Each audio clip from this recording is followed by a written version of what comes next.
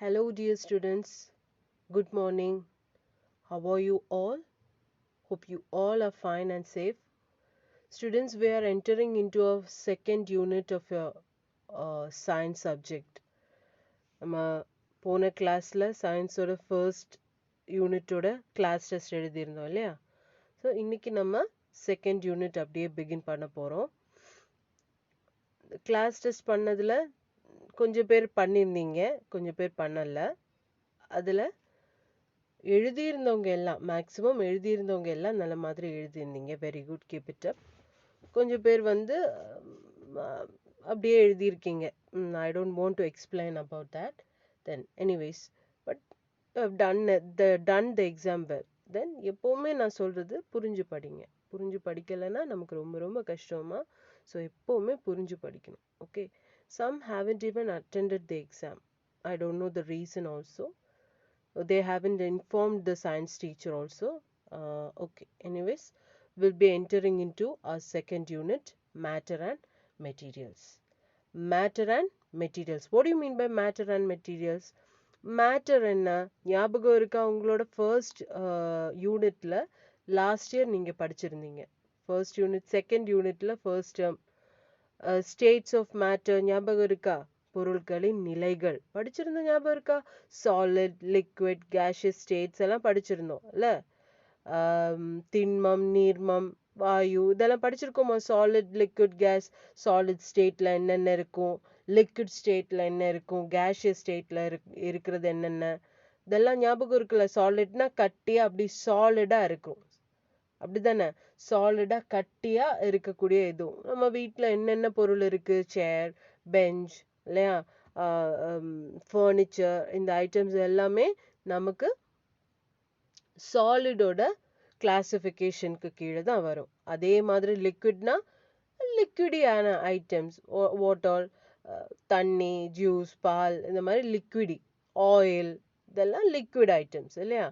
So நம்ம day to day லைஃப்ல use பண்ற எல்லா விஷயமுமே ஏதோ ஒரு ஸ்டேட் ஆஃப் மேட்டர்ல தான் இருக்கு, ஏதோ ஒரு பொருள் நிலையில தான் இருக்கு.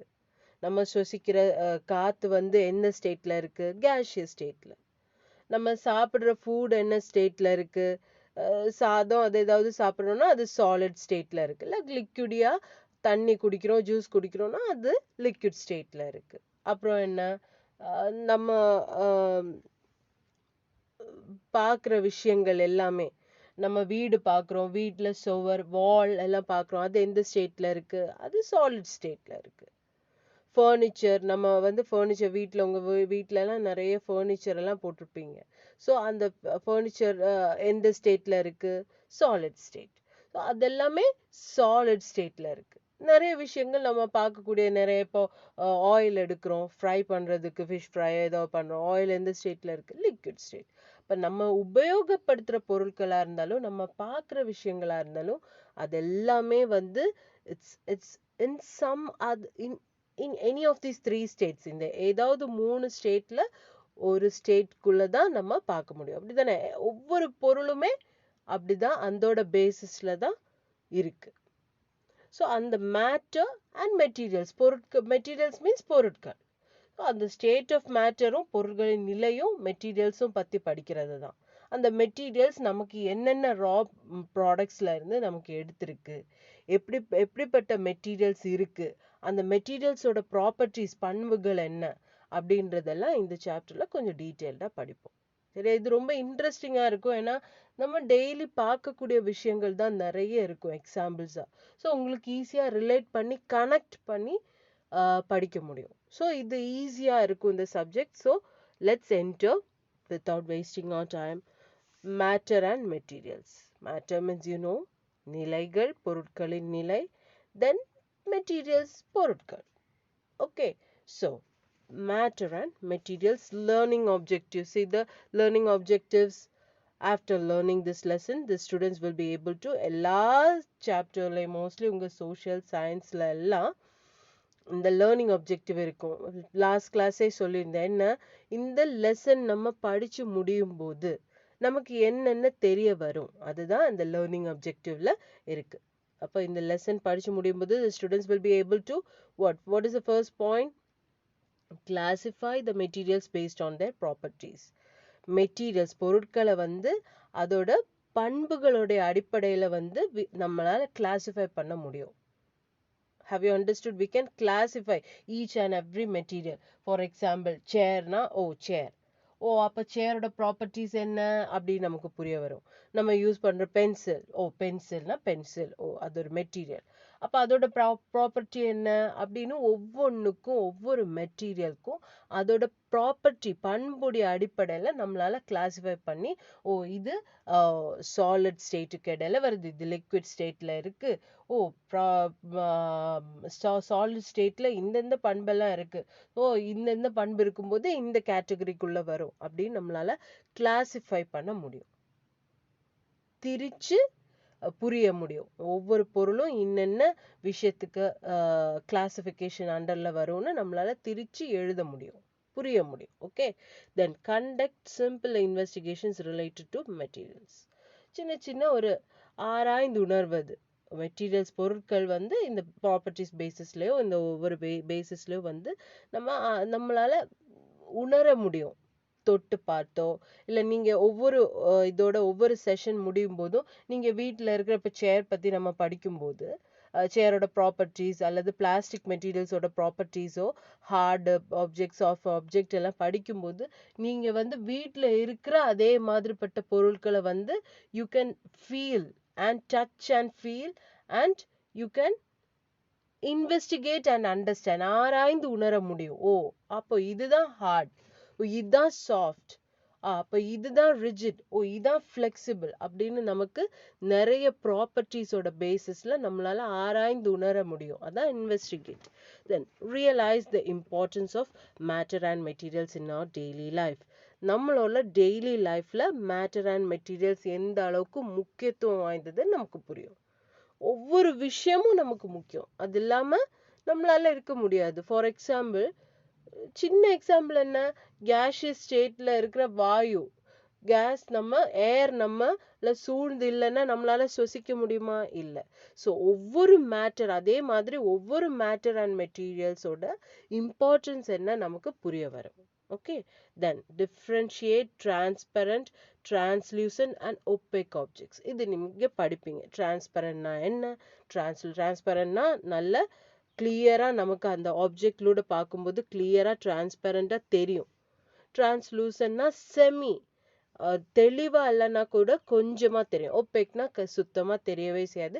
இந்த கிளாசிஃபிகேஷன் எல்லாம் நீங்கள் படிப்பீங்க. ஓகே, டிரான்ஸ்பரண்ட்னா என்ன, டிரான்ஸ்லூசன்னா என்ன, ஒப்பேக்னா என்ன, அதோட எக்ஸாம்பிள்ஸ் என்ன, அதோட ப்ராப்பர்ட்டிஸ் என்ன வரும் அப்படின்றது இந்த ஒரு யூனிட்ல இருக்கு. ஸோ அது படிக்கும்போது உங்களால் டிஃப்ரென்ஷியேட் பண்ணி சொல்ல முடியும். Okay, so these are the learning objectives. Now let's look into the lesson. என்ன பாருங்க, materials.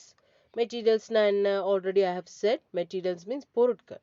So, everything in the universe, look into the book when I'm reading, everything in the universe is made up of matter. We need to explore many different materials to make sense of our world. The matter from which a thing is made of is called material. For example, chair is made of wood. Eraser is made of rubber. Candle is made of wax.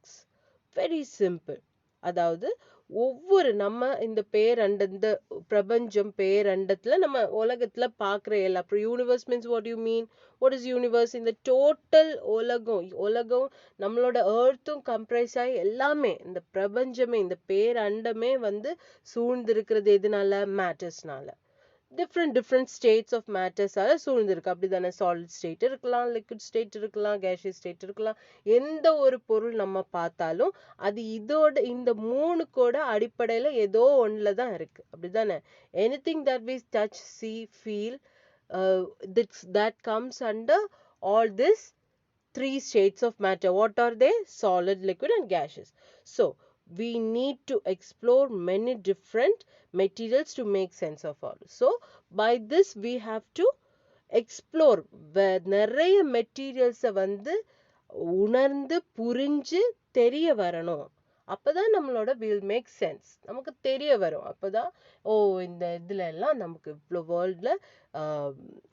வேர்ல்ட்ல ஒரு sense வரணும் அப்படின்னா என்ன, நமக்கு புரிய வரும் ஒவ்வொரு விஷயங்களும். ஓ இந்த மேட்டரால தான் இந்த மெட்டீரியல், ஓ இந்த ஸ்டேட்ல இருக்கிற மேட்டர் ஆலதான் இந்த மெட்டீரியல் வந்து உருவாக்கப்பட்டிருக்கோ, இந்த ஸ்டேட்ல தான் இந்த மெட்டீரியல் இருக்கா அப்படின்னு ஒவ்வொன்றும் will come to realize only when you understand what is material and how that material is made of, அதோட ப்ராப்பர்ட்டிஸ் என்னன்னு நமக்கு புரிஞ்சு வரும்போது நம்ம will be understanding. அதுதான். Okay, the matter from which a thing is made of it is called material. மெட்டீரியல்ல இருந்து, மேட்டர்ல இருந்து ஒரு பொருளை உருவாக்குறோம். மேட்டர் அதாவது நிலை, பொருள் நிலை, அந்த நிலையில இருந்து ஒரு பொருளை ஒரு திங்கை உண்டாக்குறோம். அதுதான் material. Have you understood? We are creating or man-made உருவாக்குறது. Man-made ஒரு state of matter-ஐ எடுத்து அதோட காம்ப்ரைசஸ்ல பல ரா மெட்டீரியல்ஸ் யூஸ் பண்ணி, ஃபார் எக்ஸாம்பிள் அதுதான் அவங்க கொடுத்துருக்காங்க, சேர் இஸ் மேட் ஆஃப் வுட்னா என்னம்மா, மரம். அப்படிதானே, மரம். நம்ம வீட்டுல வந்து மரத்தாலான சேர் பார்த்துருக்கீங்களா? ஃபர்னிச்சர், பெரிய பெரிய செட்டி, சோஃபா எல்லாம் பார்த்துருப்பீங்க. ஸோ அந்த வுட் வந்து எந்த ஸ்டேட்ல இருக்குமா? மரத்துண்டு வந்து எந்த ஸ்டேட்ல இருக்கு? மரம் சாலிட் ஸ்டேட், லிக்விட் ஸ்டேட்ல இருக்கு வுட்டு. அப்படியே லிக்விடா தண்ணி மாதிரியா இருக்கா வுட்டு? இல்ல. இல்ல கேஷியஸ் ஸ்டேட்ல அப்படி இருக்கா? வாயு மாதிரி நம்மளால பார்க்க முடியாம கேஷியஸ் ஸ்டேட்ல இருக்கா? இல்ல. வுட் வந்து சாலிட் ஸ்டேட்ல இருக்கு. ஸோ அந்த வுட், அந்த திங்னா இதுல என்ன? சேரை உருவாக்கணும்னா அந்த சாலிட் ஸ்டேட்ல இருக்கக்கூடிய வுட்டை நம்ம பல விஷயங்களும் பண்ணி, கட் பண்ணி, தேய்ச்சு, அதை வந்து பாலிஷ் பண்ணி, வார்னிஷ் பண்ணி, அந்த ஷேப்ல கொண்டு வந்து, அப்படிதானே 4 காலெல்லாம் மாட்டி அந்த ஒரு ஷேப்ல ஃபார்ம் பண்ணும்போது தானே உங்களுக்கு சேர் ஆகும். நம்ம உட்கார்றதுக்கு அந்த ஸ்பேசிங் வந்து அந்த பெண்ட் ஆய் வந்து இல்ல.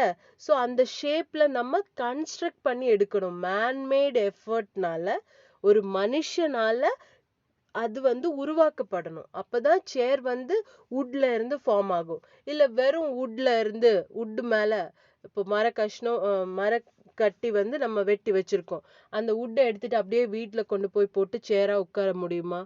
முடியாது. அப்ப அந்த மரத்துல இருந்து ஒவ்வொன்னா அப்படியே வெட்டி செதுக்கி ஒவ்வொன்னையும் ஜாயின் பண்ணி அந்த சேரோட ஷேப்ல கொண்டு வந்து நம்ம சேரா கடைசியில பாலிஷ் பண்ணி, வார்னிஷ் பண்ணி, அதுக்கப்புறம் தான் நம்மள சேரா பயன்படுத்த முடியும்.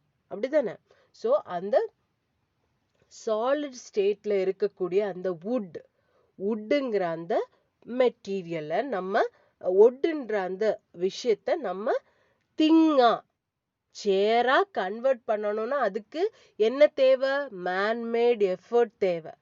மனுஷன்தான் அதை வந்து உட்கார்ந்து பணிஞ்சு செய்து, இல்ல மெஷின் தேவை. இப்போ இதெல்லாம் உருவாக்குறது, ஃபர்னிச்சர் எல்லாம் உருவாக்குறதுக்கு மேஸ்திரிஸ் எல்லாம் இருப்பாங்கல்ல, மேசன்ஸ் இருப்பாங்க. ஸோ அவங்க அது வந்து பார்த்துப்பாங்க. அப்படிதானே? ஸோ அந்த ஒரு சாலிட் ஸ்டேட்ல இருக்கக்கூடிய வுட்டை சேரா கன்வெர்ட் பண்றது தான் மெட்டீரியல். அந்த சேர் தான் finally what is that product is the material. அந்த ஃபைனல் ப்ராடக்ட் தான் நம்ம material. Chair is a thing and it's a material in which we sit. Am I right? So that is called material. அதுதான் அவங்க சொல்லியிருக்காங்க, the matter from which a thing is made is called மேட்டர்ல இருந்து, state of மேட்டர்ல இருந்து ஒரு பொருளை உருவாக்குறது தான் material அப்படின்னு சொல்றோம். Have you understood? For example, chair is made of wood. அதே மாதிரி eraser is made of rubber. Rubber இதுல இருந்து அப்படியே வந்து ரப்பர் எடுத்து இரேசர் பண்ண முடியுமா? கிடையாது. அது பல ப்ராசஸ் போய் அந்த ஸ்டிக்கினஸை சேஞ்ச் பண்ணி பல ப்ராசஸ்க்கு உட்பட்டு அதுக்கப்புறம் அதை சாஃப்டா டேர்ன் பண்ணி பல விஷயங்கள் போட்டு கம்ப்ரஸ் பண்ணி அதுக்கப்புறம் தான் நம்ம இரேஸ் பண்ற இரேசர்னா தெரியும் இல்லம்மா, ரப்பர், நம்ம கையில இருக்கிற ரப்பர், பென்சில் வச்சு அழிப்போம்ல, அதுதான். ஸோ அந்த இரேசர் வந்து எதனால? ரப்பரால உருவாக்கப்பட்டிருக்கு. சரியா? மரத்துல இருந்து ரப்பர் எடுப்போம்ல, அதுதான். அந்த ரப்பர் மரம் எல்லாம் பார்த்திருக்கீங்களா? வீட்ல கேட்டு பாருங்க. அப்ப ரப்பர் அப்படிங்கிற அந்த ஒரு இதுல இருந்துதான், அந்த ரப்பர் மரத்துல இருந்து ஒரு ஒயிட் கலர்ல ஒரு இது மாதிரி வரும், ஃப்ளூயிட் மாதிரி. அந்த ஃப்ளூயிட வந்து நல்ல மாதிரி ப்ராசஸ் பண்ணி கம்ப்ரஸ் பண்ணி பல பல விஷயங்களும் கொண்டு வந்து அந்த ரப்பரை மேனுஃபேக்சர் பண்ணாதான் ரப்பரா கன்வெர்ட் ஆகும். அந்த ரப்பரை மேனுஃபேக்சர் பண்றதுக்கு மெஷின்ஸோ மனுஷனோட ஹெல்ப்போ எல்லாம் தேவை. அதே மாதிரி வேக்ஸ், மெழுகுல இருந்து மெழுகுவர்த்தி தயாரிக்கிறது, அதுவும் அப்படிதான். பல நம்ம வேக்ஸ்ல இருந்து அப்படியே வெறும் மெழுகா உருகுன மெழுக வந்து திருப்பியும் வந்து கேண்டிலா கன்வெர்ட் பண்ண முடியுமா? முடியாது. அப்போ வேக்ஸ்ல இருந்து கேண்டில் கன்வெர்ட் ஆகணும்னா some process should be taken place. அதை வந்து கேண்டிலா வச்சு மேல அதுக்கு மேல அப்படியே ஒரு இடையில அப்படியே ஒரு சென்டர்ல ஒரு த்ரெட் மாதிரி ஒண்ணு கொடுத்து திரி மாதிரி பண்ணி அது கேண்டிலா கன்வெர்ட் பண்ணணும். அப்படிதானேம்மா? அந்த கேண்டில்ங்கிற அந்த திங், அந்த பொருளை வந்து அந்த மெழுகுன்ற மெட்டீரியல், மெழுகுங்கிற அந்த ஸ்டேட் ஆஃப் மேட்டர்ல இருந்து we have to get converted into a candle. So that is called candle. Candle will be made from wax. மெழுகுல இருந்து தான் மெழுகுவர்த்தி, அதனால மெழுகுவர்த்தி அப்படின்னு சொல்றது. புரிஞ்சுதா எல்லாருக்கும்? இப்படி ஒவ்வொரு விஷயமும். Chair is made of plastic. சும்மா ஒரு பிளாஸ்டிக்கான ஒரு விஷயத்தை வச்சுட்டு நான் பிளாஸ்டிக் இருக்கு, இதுதான் பிளாஸ்டிக் சேர் அப்படின்னு சொல்லி சும்மா அந்த பிளாஸ்டிக்கா இருக்கிற ஏதாவது ஒரு பீஸை கொண்டு போய் வீட்டில் போட்டுட்டு பிளாஸ்டிக் பீஸ் மேலே ஏறி உட்காந்து அது சேர் ஆகுமா? கிடையாது. அந்த பிளாஸ்டிக் வந்து பல பல ப்ராசஸ் போய் அது சேரோட ஷேப்ல ஃபார்ம் பண்ணி சேரா கன்வெர்ட் ஆகி கடைசியில கலர் எல்லாம் கோட்டிங் எல்லாம் கொடுத்து வந்து அது சேரோட ஷேப்புக்கு ஃபார்மேட்ல மாத்தினதுக்கு அப்புறம் தான் வீட்டுக்கு எடுத்துட்டு போய் சேரா கொண்டு போட முடியும். அப்படிதானே? வெளியில இருந்து நான் வந்து பிளாஸ்டிக் வாங்கி நானே உருவாக்குறேன். இப்ப நமக்கு இப்போ உருவாக்க தெரியாது. மேபி ஃபியூச்சர்ல நீங்க பல பல விஷயங்கள் கண்டுபிடிக்கிற, நான் ஆல்ரெடி சொல்லியிருக்கேன், பல பல டேலண்டட் செக்டர்ஸ்ல நீங்க போய் ஜாயின் பண்ணி நீங்க பெரிய இடத்துக்கு போகலாம். ஆனா இப்போதைக்கு நம்ம பிளாஸ்டிக்கை வந்து சும்மா ஒரு பிளாஸ்டிக் பேப்பர் இருக்கு, அதில் கவர் இருக்கு, அதை வச்சு நம்ம சேரா கன்வெர்ட் பண்ண முடியுமா? முடியாது. ஸோ அதுக்கு நிறைய ப்ராசஸ் இருக்கு. ஸோ அந்த மேன்மேட் ப்ராசஸ் வந்து கண்டிப்பா இம்ப்ளிமெண்ட் பண்ணாதான் ஒவ்வொரு ஸ்டேட் ஆஃப் மேட்டர்ல இருந்தும் நமக்கு மெட்டீரியல் கிடைக்கும்.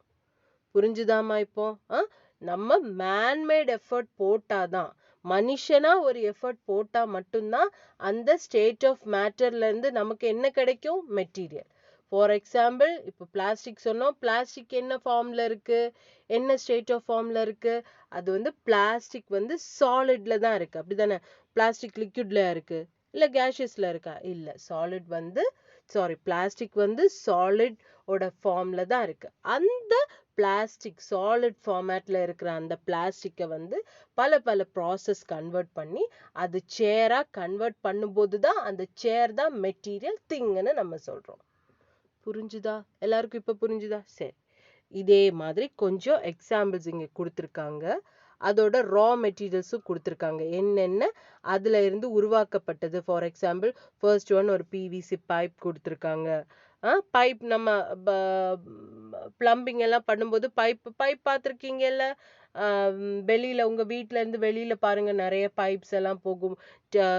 பைப் டியூப்ஸ் மாதிரி நிறைய போகும், அது கொடுத்துருக்காங்க. அப்புறம் ஒரு பேக் சின்ன ஒரு கூடை கொடுத்துருக்காங்க, செங்கல், தென் ஒரு கிளாஸ் கிளாஸ் ஜார் கொடுத்துருக்காங்க.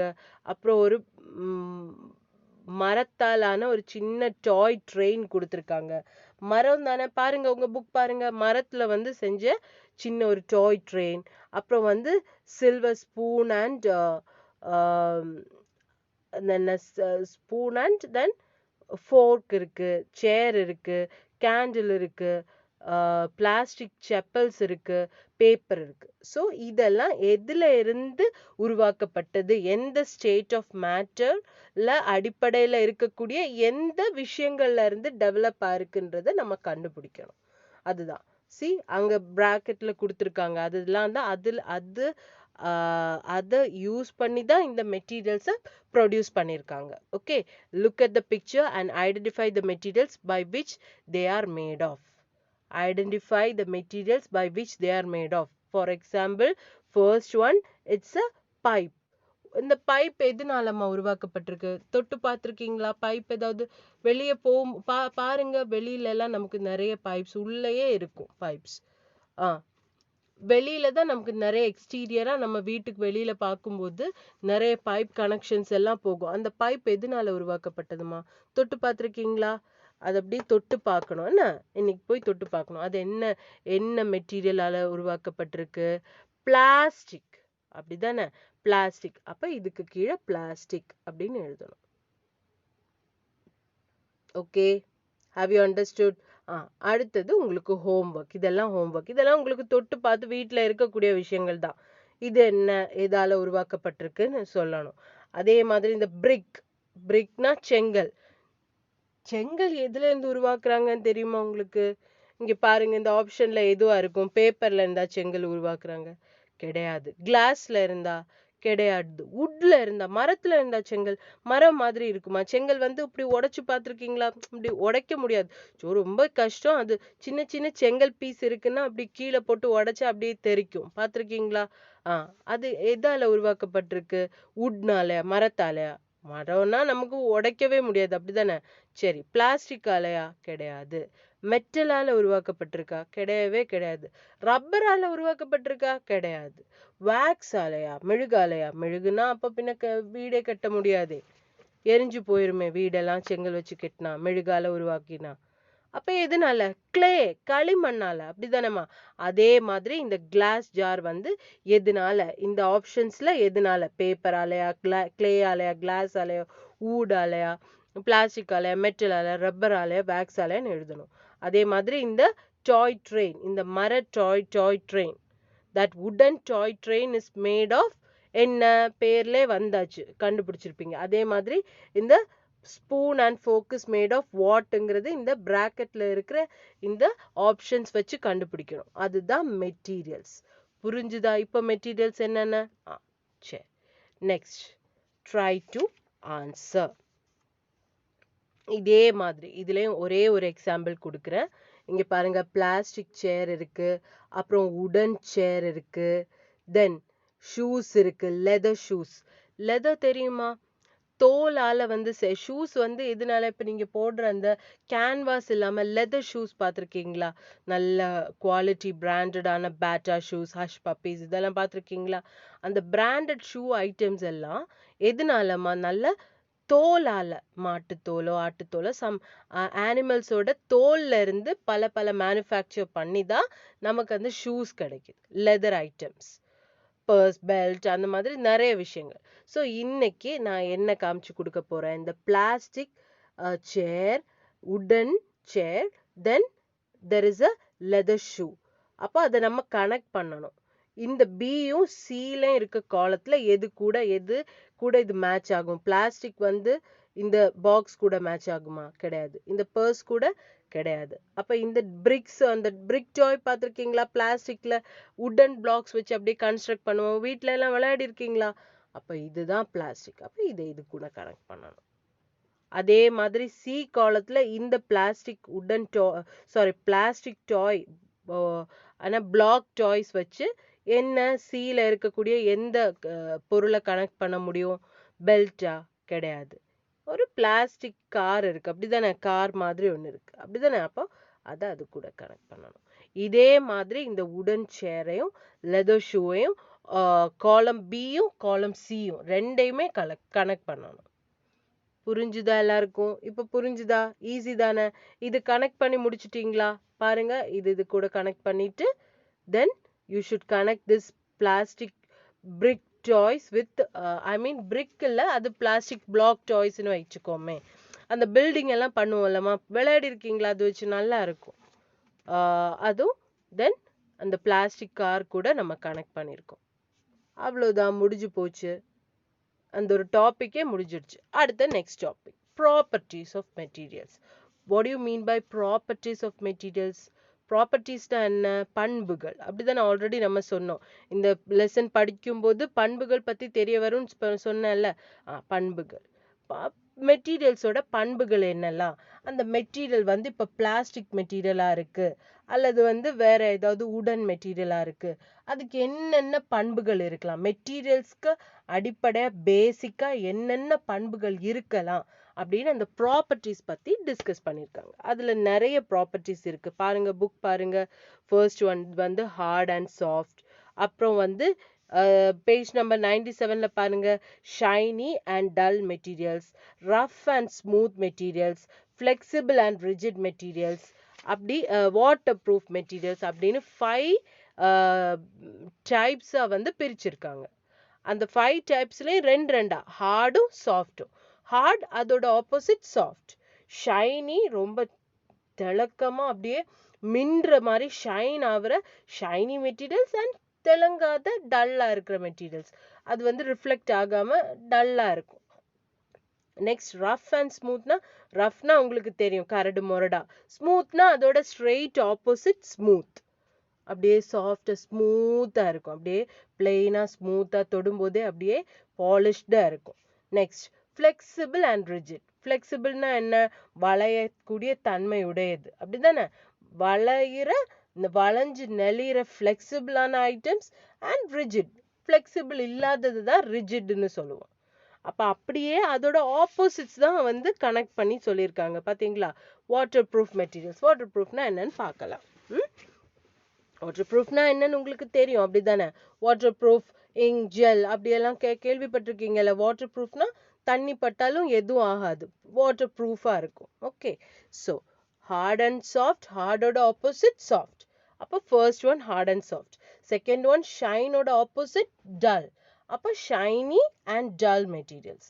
ரஃபோட ஆப்போசிட் ஸ்மூத், அப்போ ரஃப் அண்ட் ஸ்மூத் மெட்டீரியல்ஸ். அதே மாதிரி ஃப்ளெக்சிபிளோட ஆப்போசிட் நாட் ஃப்ளெக்சிபிள், அதுதான் ரிஜிட்னு சொல்லியிருக்காங்க. Flexible and rigid materials. Next one what is that, waterproof materials. இந்த இவ்வளவும் படித்து முடிச்சிட்டோன்னா இன்னைக்குள்ள அந்த செஷன் வந்து முடிஞ்சிடும். So properties of மெட்டீரியல்ஸில் we can measure, see or feel the materials. Different types of materials have different properties that make them useful for various purposes. Most materials have more than one property. They can be hard or soft, shiny or dull, smooth or rough, and flexible or rigid. புரிஞ்சுதா? இந்த 4 properties plus water proof இருக்கு, அதில் வந்து mention பண்ணல. Water ப்ரூஃபில் ஒரு சில மெட்டீரியல்ஸ்க்கு தான் water proof ஆனால் அந்த குவாலிட்டி வரும், அந்த ப்ராப்பர்ட்டி வந்து வரும். ஸோ இந்த பண்புகளில் என்ன சொல்கிறாங்கன்னா, நம்ம மெட்டீரியல்ஸை வந்து டச் பண்ணியோ பார்த்தோ அளந்தோ பார்த்தோ உணரவோ முடியும் மெட்டீரியல்ஸ், அப்படி தானேம்மா. இப்போ சேர் இருக்குது, நம்ம சேரை வந்து பார்க்குறோம், அதே மாதிரி மெஷர் பண்ணுறோம், அந்த கை வந்து எவ்வளோ நீளம் இருக்குன்னு சும்மா மெஷர் பண்ண முடியுமா? அதே மாதிரி பார்க்கவும் முடியும், உணரவும் முடியும். அதை தொட்டு பார்க்கும்போது இப்படி வளைக்க முடியுமா ஈஸியாக? நல்லா அந்த ஸ்ட்ராங்கான நீல்கமல் அந்த மாதிரி பிளாஸ்டிக் சேர்ஸாக இருந்தால் நல்ல ஸ்ட்ராங்காக இருக்கும்ல, வளைக்கலாம் முடியாது, ரொம்ப ஸ்டிஃபாக இருக்கும், அப்படி தானே.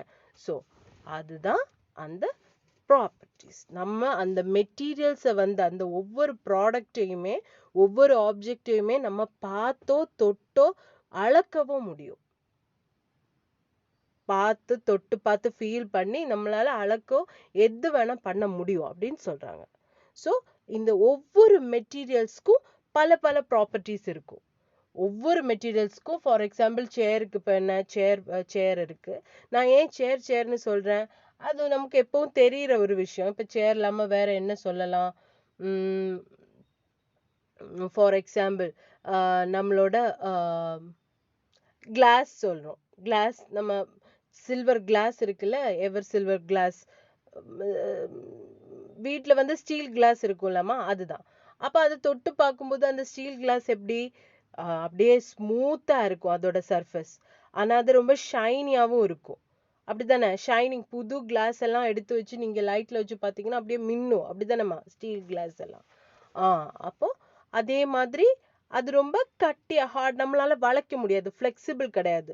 ஃப்ளெக்சிபிளாக இருந்தால் வந்து நம்ம வந்து தண்ணி குடிக்கும்போது இப்படி குடிச்சிட்டு ப்ளுக்குன்னு ஆகிடும், அப்படி தானே. பேப்பர் கிளாஸ் மாதிரியா வந்து ஸ்டீல் கிளாஸ் இருக்குது? கிடையாது. ஸ்டீல் கிளாஸ் நல்ல கட்டியாக ஸ்ட்ராங்காக ஹார்டாக இருக்கும்ல. ஸோ அதுதான், ஃப்ளெக்சிபிளாக இருக்காது, நம்ம வளைக்கலாம் முடியாது, அப்படியே ஸ்டிஃபாக அப்படியே இருக்கும், ரிஜிட்டாக இருக்கும். ஸோ அந்த மாதிரி ஒவ்வொரு மெட்டீரியலுக்கும் ஒவ்வொரு ப்ராப்பர்ட்டிஸ் இருக்கு. ஒரு மெட்டீரியலுக்கு 2-3 ப்ராப்பர்ட்டி. இப்போ நான் சொன்ன இந்த ஸ்டீல் கிளாஸ்க்கு வந்து என்னெல்லாம் ப்ராப்பர்ட்டி இருக்கு? ரிஜிடா இருக்கும், அது வளைக்க முடியாது. ஷைனியா இருக்கும். புதிய கிளாஸ் ஏதாவது வச்சு நீங்க பார்த்தீங்கன்னா அது ரிஃப்ளெக்ட் பண்ணும். இப்போ பழைய கிளாஸ்னா கூட நம்ம லைட் போடும்போது அப்படியே மின்னும், பார்த்துருக்கீங்களா? நல்ல மாதிரி க்ளீன் பண்ணி வச்சோன்னா மின்னும் அப்படியே. ஸோ அந்த ஷைனினஸ் இருக்கு. அது தொட்டு பார்க்கும்போது ஒரு சாஃப்ட் ஸ்மூத் நேச்சர் இருக்கு. கரடு முரடாவா இருக்கும் அதோட சர்ஃபேஸ் கிடையாது. அது ஸ்மூத்தா இருக்கும். அப்படிதானே? அப்படியே பாலிஷ்டா இருக்கும். ஸோ அதுதான். புரிஞ்சுதா? அப்போ ஒரு மெட்டீரியலுக்கே பல பல ப்ராப்பர்ட்டிஸ் இருக்கு. அதுதான் இங்க சொல்ல வராங்க. Most materials have more than one property. நம்ம டெய்லி லைஃப்ல பார்க்குற எக்ஸாம்பிள் நம்ம ஸ்டீல் கிளாஸே எடுத்துக்குவோமே, அதுதான். சரியா? They can be hard or soft. ஹார்டா இருக்கலாம், சாஃப்டா. ஹார்ட் சாஃப்ட்னா என்னன்னு தெரியும் உங்களுக்கு. ஹார்ட் சாஃப்டா இருக்கலாம், ஷைனி ஆர் டல், மினுங்கலாம், அல்லது வந்து மினுங்காம வந்து டல் மெட்டீரியலா இருக்கலாம். தென் ஸ்மூத் ஆர் ரஃப். ஸ்மூத்னா என்ன?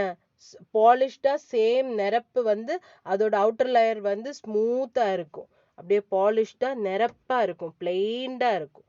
ரஃப்னா கரடு முரடா இருக்கும். தென் ஃப்ளெக்சிபிள் ஆர் ரிஜிட், வளையக்கூடிய தன்மை அண்ட் வளைக்க முடியாத தன்மை. ஸோ இந்த பண்புகள் வந்து இந்த ப்ராப்பர்ட்டிஸ் வந்து ஒவ்வொரு மெட்டீரியல்ஸ்க்கும் இருக்கும்.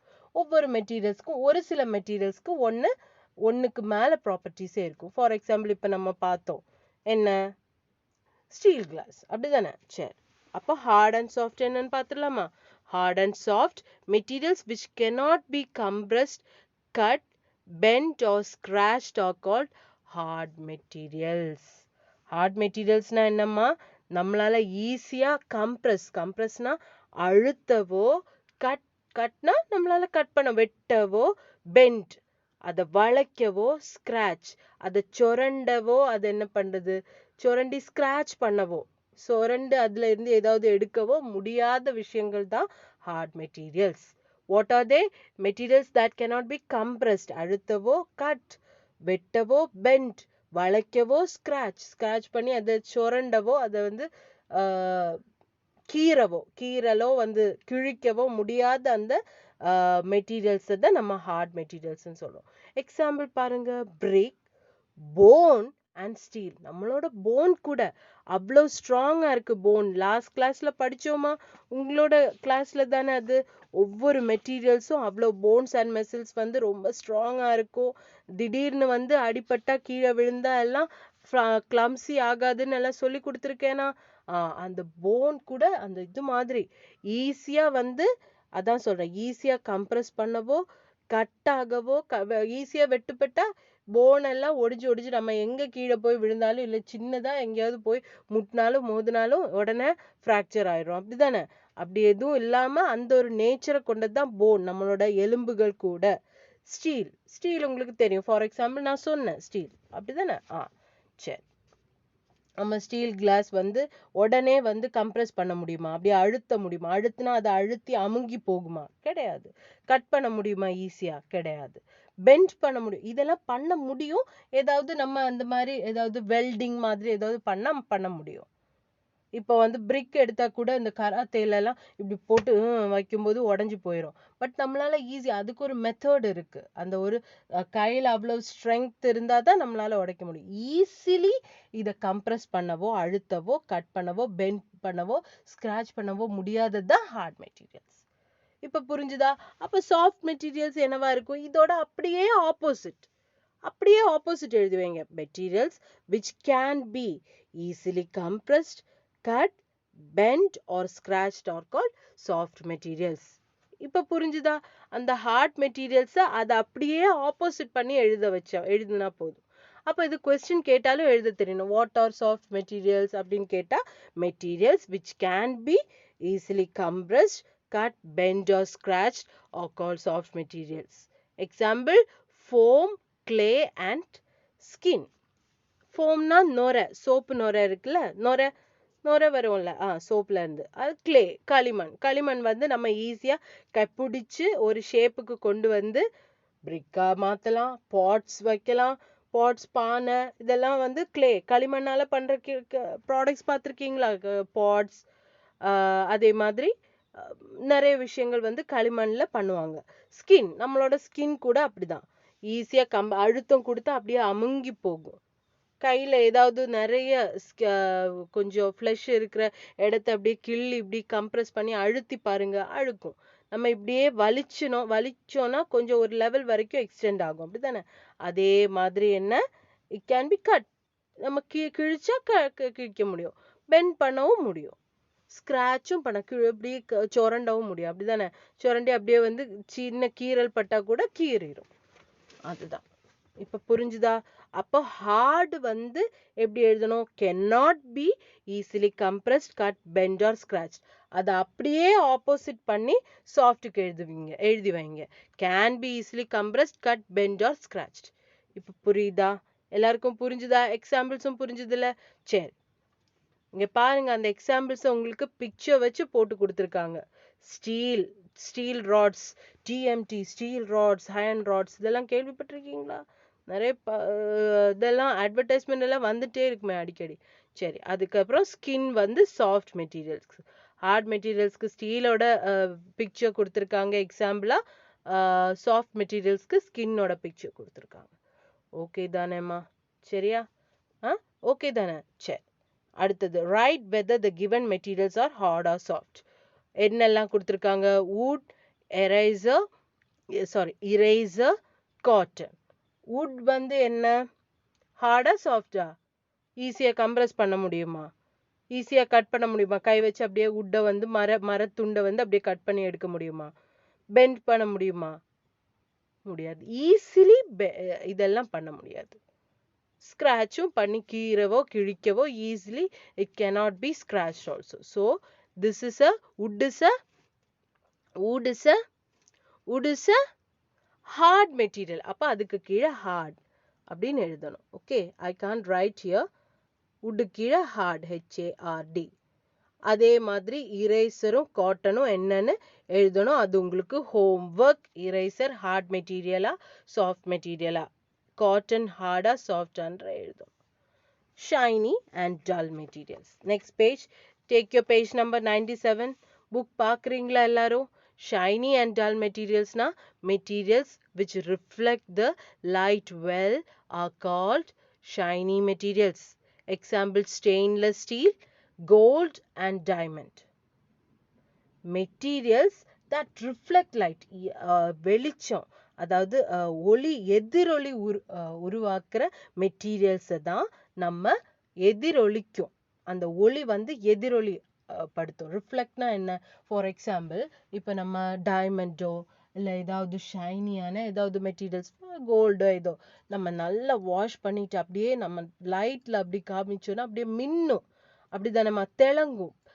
டைமண்ட் கூட நம்ம அந்த நல்ல ப்ரெஷியஸான ஸ்டோன்ஸ் ஏதாவது எடுத்து பாருங்க, கல், சின்ன டைமண்ட் தான் வேணும்னு இல்லை, இப்போ ஏதாவது ஸ்டோன் கல் வச்ச கம்மல், மோதிரம் எல்லாம் இருக்குல்ல, அதை வந்து நம்ம லைட்ல அப்படியே காமிச்சு அப்படியே திளங்கும், அப்படிதானே? பல கலர்ஸா வந்து சில ஸ்டோன்ஸ் வந்து பல கலர்ஸா அப்படியே மின்னும், அப்படிதானே? அதுதான் ரிஃப்ளெக்ஷன். அந்த ரிஃப்ளெக்ஷன் பத்தி டீட்டெயில்டா பிசிக்ஸ் வைஸ் என்ன சொல்லியிருக்காங்க, அதோட டெஃபினேஷன் என்னன்னு இந்த சாப்டர்ல லாஸ்ட் நம்ம படிப்போம், அப்ப நம்ம பார்ப்போம். அப்போ அந்த லைட்டை வந்து எதிரொலி உருவாக்குறது தான் ரிஃப்ளெக்ஷன். ஓகேமா? ஸோ அந்த மெட்டீரியல்ஸ் விச் ரிஃப்ளெக்ட் த லைட்டை எதிரொலிக்கும். நம்ம இப்போ லைட், ஒரு டியூப் லைட் ஃப்ரண்ட்ல ஒரு சின்ன கல் வந்து ஒயிட் கலர் கல் எப்படி காமிக்கிறோம்னா அப்படியே மின்னும், பார்த்தீங்களா? அந்த லைட் வந்து எதிரொலிக்கும் அந்த ப்ராடக்ட் மேலே, அந்த ஆப்ஜெக்ட் மேலே. அதுதான் ரிஃப்ளெக்ஷன். Have you understood?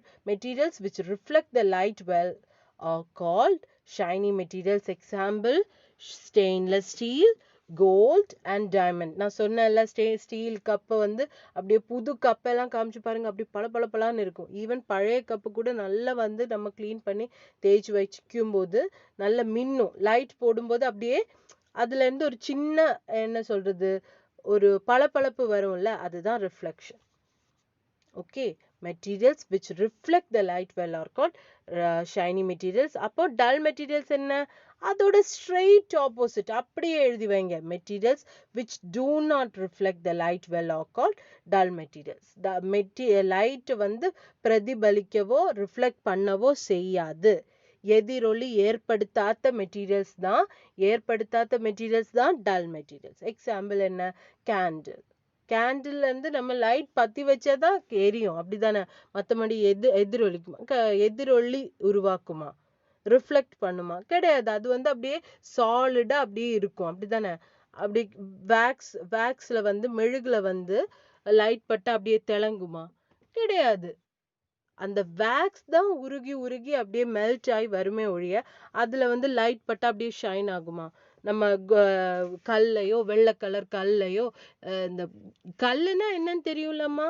இந்த நான் சொல்றது கீழே இருக்கிற கல்லுல ஆர்னமெண்ட்ஸ், ஜுவல்ஸ்ல எல்லாம், இந்த ஆபரணங்கள்ல எல்லாம் கல் வச்சிருப்பாங்கல்ல, மோதிரத்துல கல்லு, கம்மல்ல கல் எல்லாம் இருக்கும்ல, அதுதான் சொல்றேன். சரியா? சரி. கேண்டில், பேப்பர், ஜூட் பேக், இதெல்லாம் தான் எக்ஸாம்பிள்ஸ். பேப்பர்ல வந்து நம்ம லைட் வந்து காமிச்சா பேப்பர் வந்து மின்னுமா? ஷைன் பண்ணுமா? கிடையாது. ஜூட் பேக்ல வந்து ஜூட் பேக்னா என்ன? சாக்கு பை, கூரைப்பை, சாக்கு இருக்குல்லம்மா, அந்த சாக்குல வந்து நம்ம லைட்டை வந்து காமிச்சோன்னா, லைட்ல வந்து சாக்கு வச்சோன்னா சாக்கு வந்து அப்படியே மின்னுங்குமா? கிடையாது. திளங்குமா? கிடையவே கிடையாது. அப்போ அதெல்லாம் தான் டல் மெட்டீரியல்ஸ். அப்போ ஷைனி மெட்டீரியல்ஸை அப்படியே ஆப்போசிட் பண்ணி எழுதி வைக்கணும் டல் மெட்டீரியல்ஸ்க்கு. ஷைனி மெட்டீரியல்ஸ்னா, I am repeating once more, materials which reflect the light well are called shiny materials. Dull materials na materials which do not reflect the light are called dull materials. Okay, have you understood? Example பாருங்க, stainless steel, gold, diamond. See your mobile screen, shiny materialsக்கு diamond கொடுத்திருக்காங்க. Example உங்க பிக்சர்ல கொடுத்திருக்காங்க diamond. அப்புறம் மெட்டீரியல்ஸ்க்கு jute bag, சின்ன ஒரு சாக்கு by மாதிரி கொடுத்திருக்காங்க. புரிஞ்சுதா? ஓகே தானே? சரி. ஆக்டிவிட்டி கொடுத்திருக்காங்க. Collect some objects from your house and classify them as shiny or dull materials. வீட்டில இருந்து கொஞ்சம் ஆப்ஜெக்ட்ஸ், ஃபார் எக்ஸாம்பிள் கிளாஸையோ எதாவது கலெக்ட் பண்ணி அப்படியே ரிஃப்ளெக்ட் பண்ணி பாருங்க. எக்ஸாம்பிள் ஸ்டீல் கிளாஸ், ஏதாவது ஒன்று பாருங்க. அது வந்து ஷைன் ஆச்சுன்னா, அப்படியே மின்னி திளங்குதுன்னா, that is a shiny material. இப்போ உங்களோட வீட்டில் இருக்கக்கூடிய வேற ஏதாவது ஆப்ஜெக்ட், ஃபார் எக்ஸாம்பிள் ஏதாவது பேக்ஸோ, லெதர் பேக்ஸோ, அல்லது வந்து பேப்பரோ, இது ஏதாவது எடுத்து நோட் புக்கோ ஏதாவது வந்து லைட் வந்து பிரதிபலிக்குதான்னு பாருங்க. No, it will not shine. am I right? It will be dull only. But even if you show in the tube light also, paper will not shine. அப்போ that is dull material. Have you understood? Next, rough and smooth materials. இது ரொம்ப ரொம்ப easy. அந்த பேர்ல இருக்கு. ரஃப்னா ரஃப்பா இருக்கிறது, கரடு முரடா இருக்கிறது. ஸ்மூத்னா அப்படியே ஸ்மூத்தா, செல்ஃப் சஸ்டெயின்டா, பாலிஷ்டா இருக்கிறது, அப்படித்தானே? அதான் ரஃப் அண்ட் ஸ்மூத். அப்போ ரஃபோட அப்படியே ஆப்போசிட் ஸ்மூத் எழுதி வைக்கணும், அவ்வளவுதான். இதுல எல்லாமே அப்படிதான். ஹார்ட்ல அப்படியே ஆப்போசிட் எடுத்து சாஃப்ட்ல எழுதி வைக்கிறோம். ஷைனிக்கு என்ன டெஃபினிஷனோ அதோட அப்படியே ஆப்போசிட் எடுத்து டல்லுக்கு எழுதி வைக்கிறோம், அப்படிதானே? அதே மாதிரி ரஃப் அண்ட் ஸ்மூத். ரஃப் பாருங்க, materials which have ups and downs on the surface are called rough materials. கரடு முரடா மேலும் கீழுமா அப்படியே இருக்கும். எக்ஸாம்பிள் என்ன பாருங்க. எக்ஸாம்பிள் வந்து டயர் கொடுத்துருக்காங்க உங்க பிக்சர்ல. எக்ஸாம்பிள் கொடுத்துருக்கிறது என்னெல்லாம்? பிரிக், ராக், டயர். பிரிக் வந்து தொட்டு பார்க்கும்போது, செங்கல்ல தொட்டு பாருங்க. இருக்கா வீட்டுல செங்கல் இருந்தா தொட்டு பாருங்க. அது வந்து அதுக்காக செங்கல் போய் இனி வாங்கி டீச்சர் சொன்னாங்க அப்படின்னு வாங்கி ஒன்றும் போய் பார்க்க வேண்டாம். வீட்டுல பக்கத்துல ஏதாவது இங்க கிடந்ததுன்னா எடுத்து பாருங்க. அது தொடும்போது அந்த சர்ஃபேஸ் வந்து கரடு முரடா மேலும் கீழுமா இருக்கும், அப்படித்தானே? அப்படியே ஸ்ட்ரெயிட்டா பிளெயினா பாலிஷ்டா இருக்குமா? கிடையாது. அப்போ அது பிரிக், செங்கல். ராக்னா உங்களுக்கு தெரியும், பெரிய பாறை கல்லு. கடலுக்கு எல்லாம் போயிருக்கீங்களா?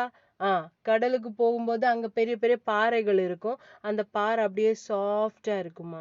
கரடு முரடா மேலும் கீழுமா ஒரு ஃபார்மேட் இல்லாம அப்படி இருக்கும், அப்படித்தானே? அதனாலதான் நம்மளால உட்கார முடியுது. பாறை மேல ஏறி நின்றுருக்கீங்களா? உட்கார்ந்துருக்கீங்களா?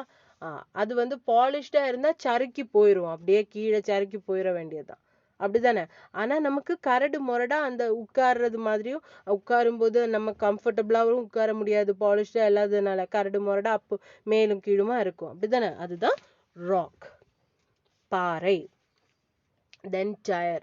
Of course, tire is not a smooth material. It is a rough material. Rough material மேலும் கீழுமா அந்த grip எல்லாம் வச்சு பாலிஷ்டா இருக்குமா டயர்? டயர் பாலிஷா இருந்தா பிரேக்கே பிடிக்காது. அப்புறம் பிரேக் பிடிச்சாலும் ஒன்றும் பண்ண முடியாது, இதுல கொண்டு வண்டி மோதும். அப்படிதானே? அப்ப அது கரடு முரடா மேலும் கீழுமா கிரிப் எல்லாம் வச்சு அப்படி சின்ன சின்ன ஊசி ஊசி மாதிரி கிரிப் எல்லாம் இருந்து ரொம்ப அந்த ஃபார்மேட்டா நல்ல என்ன அப்படி செதுக்குன மாதிரி இருக்கும். கிரிப் எல்லாம் பார்த்துருக்கீங்களா? அதனாலதான் அந்த கிரிப்போட இம்ப்ரெஷன் எல்லாம் நம்ம மண்ணு மேல விழுது. டயர் போன வழியெல்லாம் தெரியுமா? நம்ம மண்ணுல வந்து வண்டியை உருட்டும் போது அந்த டயர் என்ன ஒரு டிசைன் கொடுத்துருக்காங்களோ அதே டிசைன் வந்து மண்ணில் பதியும். அப்ப அது மேலும் கீழுமா ஒரு ஃபார்மேட் இல்லாம பாலிஷ் இல்லாம அப்படியே மேலும் கீழுமா கரடு முரடா இருக்கு. அப்படிதானே? அதனாலதான் அப்படிப்பட்ட டயர் தான் நம்ம யூஸ் பண்ணோம். டயர் வந்து அந்த கிரிப் எல்லாம் போயிடுச்சுன்னா வேஸ்ட், ஒண்ணுமே பண்ண முடியாது. பிரேக் பிடிச்சா கூட பிரேக் பிடிக்காது, போய் எதுலாவது முட்டி மோதிடும் வண்டி. அப்படிதானே? சரி. அப்போ அடுத்தது அது அப்படியே. அப்போ materials which have ups and downs on their surface. அதோட சர்ஃபேஸ்னா என்ன? அதோட அவுட்டர் மோஸ்ட் லேயர்ல வெளியே இருக்கக்கூடிய வெள்ளி ஏரியால அவுட்டர் மோஸ்ட் லேயர்ல வந்து கரடு முரடா அப் அண்ட் டவுனா இருந்ததா, that is called rough materials. Materials which have ups and downs on their surface are called rough materials. இனி what are smooth materials? அது அப்படியே ஆப்போசிட் பண்ணி எழுதுங்க, அவ்வளவுதான், easy. Materials which do not have ups and downs on their surface are called smooth materials. பிள்ளைங்களா கரெக்டா படிங்க. படிக்காம புரியாம இருந்தா ஒண்ணுமே பண்ண முடியாது. அதனால புரிஞ்சு படிங்க. அதுக்கு தான் இவ்வளோ உட்காந்து எக்ஸ்பிளைன் பண்றது. மெட்டீரியல்ஸ்க்கு அப்ஸ் அண்ட் டவுன்ஸ் இல்லாம அது கரடு முரடா இருந்துச்சுன்னா, சாரி, மெட்டீரியல்ஸ்க்கு அப்ஸ் அண்ட் டவுன்ஸோட கரடு முரடா இருந்துச்சுன்னா அதுதான் ரஃப் மெட்டீரியல்ஸ். அதோட அப்படியே opposite smooth materials which do not have அப்படியே பாலிஷ்டா அப் அண்ட் டவுன் எதுவும் இல்லாம பாலிஷ். ஃபார் எக்ஸாம்பிள், கண்ணாடி, நம்ம வீட்டில் இருக்கக்கூடிய மிரர் வந்து தொட்டு பாருங்க, அதோட சர்ஃபேஸை, அதோட அவுட்டர் மோஸ்ட் சர்ஃபேஸை, நம்ம முகம் பார்க்குற அந்த இடத்த வந்து தொட்டு பார்க்கும்போது அப்படியே பாலிஷ்டா ஸ்மூத்தா எந்த ஒரு மேலும் கீழும் இல்லாம கரடு முரடான இல்லாம அப்படியே ஸ்மூத்தா இருக்கும். அப்படிதானே? நிரப்பா அப்படியே பிளெயினா இருக்கும். அதான் எக்ஸாம்பிளுக்கு கொடுத்துருக்காங்க உங்களுக்கு பிக்சரா. அப்புறம் சில்க் கிளாத் தெரியும்ல, சில்க் பட்டு துணி நல்லா மென்மையா அப்படியே சாஃப்டா இருக்கும். அதோட லேயர் வந்து அப்படி தொட்டு பார்க்கும்போது அப்படியே சாஃப்டா சம அளவுல நிரப்பா இருக்கும், அப் அண்ட் டவுன் எதுவும் இல்லாம. டைல்ஸ், பாத்ரூம் டைல்ஸ், அதனாலதான் கீழே வந்து கிரிப் உள்ள டைல்ஸ் போடுறது, வால்ஸுக்கு வந்து ஈஸியா நம்ம வாஷ் பண்றது மாதிரி என்ன ஸ்மூத் டைல்ஸ் போடுறது. நம்ம ஸ்மூத் டைல்ஸ் வந்து வால்ஸ்ல பாத்ரூமோட வாஷ்ரூமோட அந்த வால்ஸ்ல சுவர்ல ஒட்டி வைக்கிறதோட காரணம் என்ன? நம்ம வாஷ் பண்ணும்போது ஈஸியா தண்ணி ஊத்தும் போது அப்படியே ஈஸியா சாஃப்டா இருக்கிற ஸ்மூத்தா இருக்கிறதுனால அப்படி தண்ணி போய் எல்லா இடத்துலயும் வாஷ் அவுட் பண்ணி போயிடும். அப்படிதானே? அதே சாஃப்ட் டைல கீழே போட்டா சறுக்கி அடிச்சு விழுவோம். அப்ப அதனாலதான் நிறைய பேர் வந்து சறுக்கி விழுவாங்கல்ல பாத்ரூம்ல. இப்போ எல்லாம் டைல்ஸ் இருக்கிற பாத்ரூம், அதனாலதான் கிரிப் உள்ள டைல்ஸ் வந்து வாங்கலாம் அப்படின்னு சொல்லுது. ஸோ மற்றபடி நமக்கு நார்மல் டைல்ஸ் பார்த்தீங்கன்னா வால்ல எல்லாம் நம்ம சுவர்ல எல்லாம் ஒட்டுற டைல்ஸ் வந்து வைக்கிற டைல்ஸ் வந்து பார்த்தீங்கன்னா ஸ்மூத்தா இருக்கும். அந்த ஸ்டைலை வந்து தொட்டு பாருங்க, வீட்டில் எல்லாரோட வீட்லயும் மேக்ஸிமம் டைல்ஸ் இருக்கும். அந்த டைல் அப்படி தொட்டு பாருங்க, சாஃப்டா ஸ்மூத்தா பிளெயினா இருக்கும். அப்படிதானே? சரி, அதுதான். புரிஞ்சுதா? எல்லாருக்கும் புரிஞ்சுதா? சரி. இனி அதை பேஸ் பண்ணி கொஞ்சம் வேர்ட்ஸ் கொடுத்துருக்காங்க. அது ரஃபா ஸ்மூத்தா நம்ம கண்டுபிடிக்கணும்.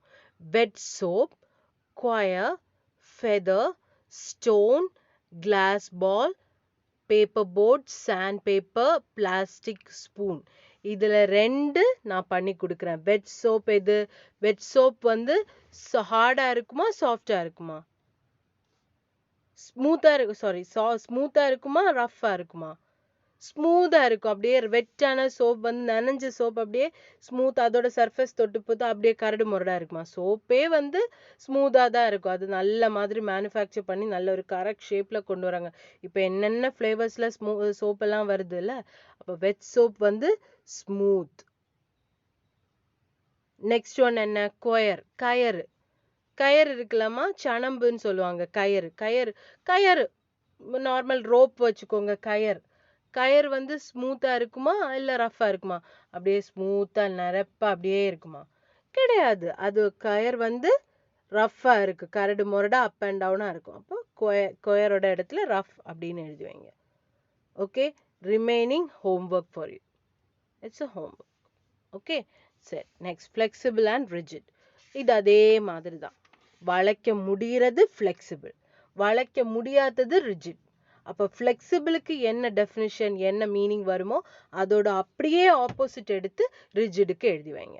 Okay, flexible materials which can be bent or stretched easily are known as flexible materials. Example, rubber band, electric wire and cycle tube. பாருங்க, ரப்பர் பேண்ட் தான் எக்ஸாம்பிளா இங்க டயக்ராம்ல கொடுத்துருக்காங்க உங்களுக்கு. மெட்டீரியல்ஸை எந்தெந்த மெட்டீரியல்ஸை நம்ம ஈஸியா வளைக்கவோ நெளிக்கவோ ஸ்ட்ரெச் பண்ணவோ, ஸ்ட்ரெச்னா இழுத்து அப்படியே விட முடியுமோ அதுதான் மெட்டீரியல்ஸ் தட் ஆர் ஃப்ளெக்சிபிள் மெட்டீரியல்ஸ்னு சொல்றோம். என்ன மெட்டீரியல்ஸ்? ஃப்ளெக்சிபிள்னா தெரியும்ல, நல்லா ஃப்ளெக்சிபிளா இருக்கணும், பாடியை ஃப்ளெக்சிபிளா வைக்கணும், இதெல்லாம் கேள்விப்பட்டிருக்கீங்கல்ல. இதெல்லாம் உங்களுக்கு தெரிஞ்ச வேர்ட்ஸ் தான். ஃப்ளெக்சிபிள்னா என்ன? அப்படியே வளைஞ்சு நெளிஞ்சு இருக்கிறது தான் ஃப்ளெக்சிபிள். வளைஞ்சு நெளிஞ்சு இருக்கிறது தான் flexible. So materials which can be bent, stretched easily are known as. நல்ல மாதிரி பெண்ட் பண்ணவோ ஸ்ட்ரெச் பண்ணவோ, ஈஸியா ஸ்ட்ரெச் பண்ணவோ முடிகிறது தான் என்ன மெட்டீரியல்ஸ்? Flexible materials. அதோட அப்படியே ஆப்போசிட் எடுத்து ரிஜிடுக்கு எழுதி வைங்க. பாருங்க ரிஜிட் மெட்டீரியல்ஸ் வாசிச்சு பாருங்க. Materials which cannot be bent or stretched easily are known as rigid materials. Materials which cannot be bent, அதோட அப்படியே ஆப்போசிட். ஃப்ளெக்சிபிளுக்கு நம்ம என்ன பாயிண்ட் எழுதியிருக்கோமோ, என்ன டெஃபினிஷன் எழுதியிருக்கிறோமோ அதை அப்படியே ஆப்போசிட் பண்ணி எழுதிங்க. Rigid materials, for example a stick, a wooden scale and stone. நல்ல கட்டியான கம்பா இருந்தா வளைக்கலாம் முடியாது என்ன, சரியா? நல்ல கட்டியான கம்பெல்லாம் இருந்தா வளைக்க முடியாது. ஆனா நல்ல சாஃப்டா அந்த மாதிரி சின்ன சுள்ளி கம்புனா அதெல்லாம் டக்குன்னு உடஞ்சிரும், சரியா? ஆனா ஈஸியா பெண்ட் ஆகாத நல்ல கட்டிக்குள்ள பேரக்கம்பெல்லாம் இருக்கு. பேரிக்காய் மரத்துல இருந்து சின்ன கம்பு வளைச்சோன்னா அதெல்லாம் ரொம்ப ஸ்ட்ராங்கா இருக்கும். இன்னும் ஸ்ட்ராங்கா இருக்கிற நிறைய கம்பெல்லாம் இருக்கு.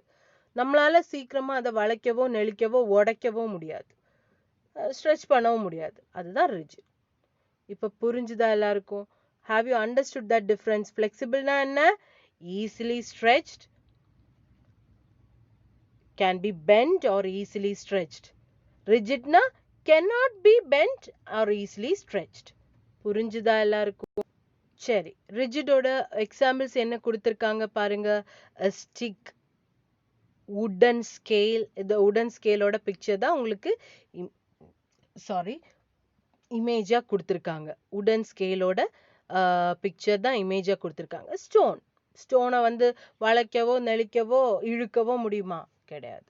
அப்போ புரிஞ்சுதா எல்லாருக்கும்? ஃப்ளெக்சிபிள் ரிஜிட்னா என்னன்னு? ஃப்ளெக்சிபிள்னா can be bent or stretched easily, that is called flexible. ரிஜிட்னா அதோட அப்படியே opposite, can not be bent or stretched easily are known as rigid materials. இனி டெஸ்ட் த ஃப்ளெக்சிபிலிட்டி. அது நீங்க தான் டெஸ்ட் பண்ணி நீங்களே எழுதுங்க. அது உங்களுக்கு ஹோம்ஒர்க். வீட்டில் இல்லைன்னா கூட யோசிச்சு பாருங்க. யோசிச்சு பார்த்தா நமக்கு தெரியும். ஒரு பிளாஸ்டிக் ஸ்கேல் எடுங்க, ஒரு வுடன் ஸ்கேல் எடுங்க. மேக்ஸிமம் கொஞ்சம் பேரோட வீட்டில எல்லாம் இருக்கும்.